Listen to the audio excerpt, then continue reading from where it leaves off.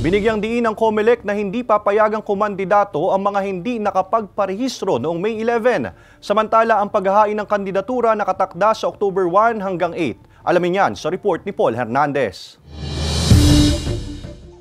Ang voter registration para sa marami, paraan para makasigurong mapabilang ang boto nila sa susunod na May 2025 elections. At ang registration ding ito, daan para sa mga nagnanais tumakbo para sa 2025 midterm elections.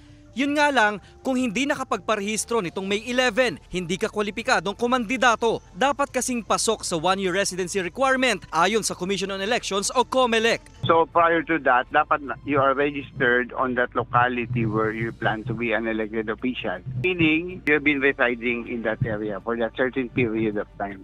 Base sa monitoring ng COMELEC Batangas City, wala raw record ng mga nagpaplanong kumandidato na hindi nakaabot sa one-year residency requirement. Sa October 1 to 8 ang nakatakdang COC filing ng mga tatakbo sa midterm elections. Tuloy-tuloy pa rin daw ang registration activities ng komisyon. Malapit na nga raw maabot ng ahensya ang 3 million target na bagong botante sa buong bansa. Sa Batangas City, mahigit 11,500 na ang nagparehistro sa COMELEC office man o satellite registration. May ilang barangay raw na humihiling ng second round ng satellite registration. Siyempre, we try to cope with equipment, manpower, and scheduling.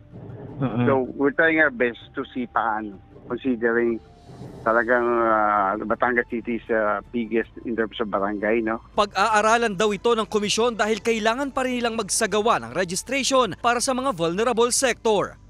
Kasama si Buhay Adante Jr., Paul Hernandez, Balitang Southern Tagalog.